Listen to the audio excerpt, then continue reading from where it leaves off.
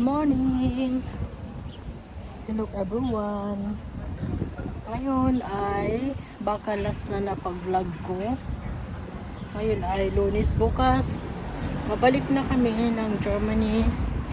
Tingnan ko kung anong gagawin namin. Wala na kaming sasakyan. Inalik namin kahapon. So tingnan natin kung anong magagawa namin kasi hindi naman kami makaalis ng malayo. Dito lang kami ulit at saka medyo may kami yung pareho masakit yung lalamunan namin kasi siguro dahil malamig. Minsan kasi sobrang lamig lalo na sa gabi. Kahapon umulan kaya nagkaroon siguro kami ng ekeltum or ano tawag sa atin, yung sakit ang lalamunan ba, pero wala naman kaming fever. Tapos ubo-ubo yung dry cough.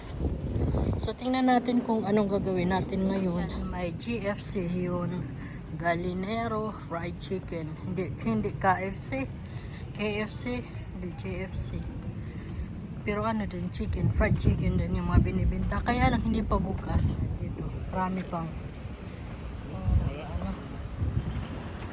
punta kami sa buteka maghanap ng para sa lalamunan, para sa sakit sa lalamunan ba. Yung iba mga sarado pa, aga pa dito, alas 10 lang.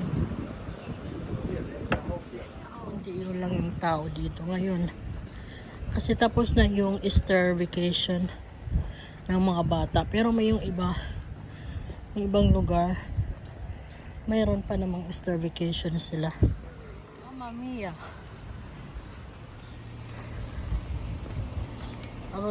kinain ko kasi yung isang Pilipino. So, bili ulit tayo ng Pilipino. Ayan, may Pilipino dito. Kinain ko kasi yung isa. Ayan, mayroon dito mga butter cake. Ayan. Ayan, mga dito pa sa lubong. Customer hours, club business market. Ayan, may mga palma. Marami dito.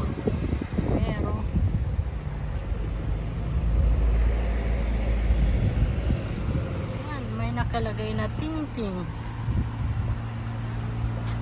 Diyan yung GS Miramar.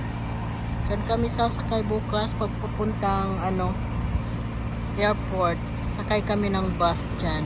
Wawa naman kami. May mga sakit, may mga ubo. Yan yung may green cross. Yan ang butika. Dito pwede kang bumili ng mga karne. Pangalan nila dito hindi supermarket, supercado, may merkado.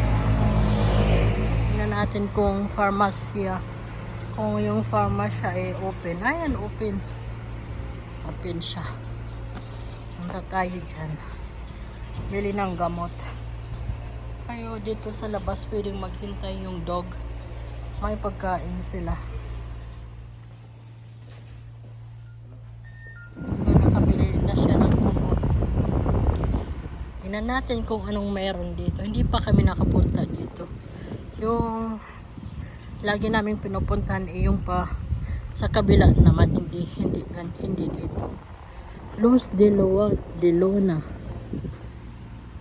restaurant. Doon yung dagat. Muna tayo mag ikot-ikot nang hindi pa natin natingnan. May ibon. Dahil sa ibon. Hindi ko alam kung ano yan. Centro de Formación Gabana. Hindi ko alam. Tignan nyo yung cactus. Napakalaki. Pumasok na doon sa bahay. Cactus yan. So dito kami nasa dulo. Balik tayo dito sa dagat. Parang wala naman yan. Balik tayo dito. Ganda yung oras yung panahon. Mahangin lang. Pero okay naman. Hindi naman masyado malamig. Nakita ko na sa inyo yung mga unang video ko. Ito Yan yung may ulo. Katakot naman, oy. Yan ang magasarap dyan kumain ng mga seafoods. Paella. Yan naman yung pinicturan ko dati. Yan may mga boat, restaurant. Yan paella, gambas, calamar, and saufala. Yan ang ano nila. Wala nang ano. Parang mga hotels na lang ito dito. Tapos yung mga boat na paupahan hanggang doon yan, oh. Hanggang doon.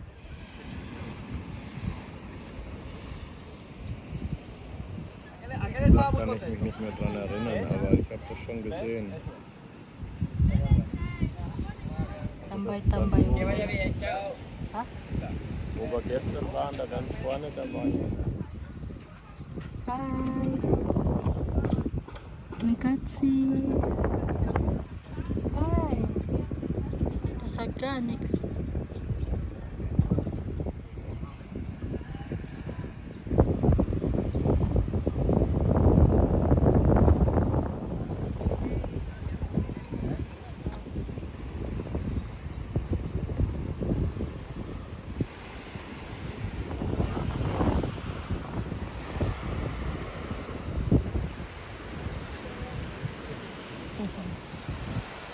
Ang hangin.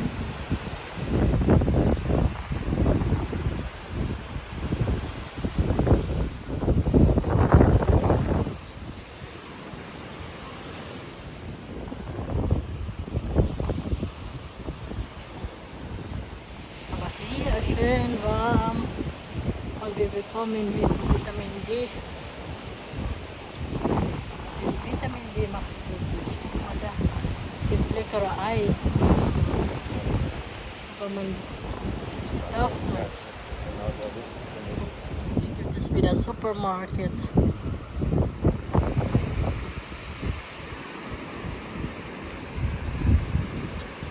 Punta tayo dito sa supermarket. O sa mga grosses.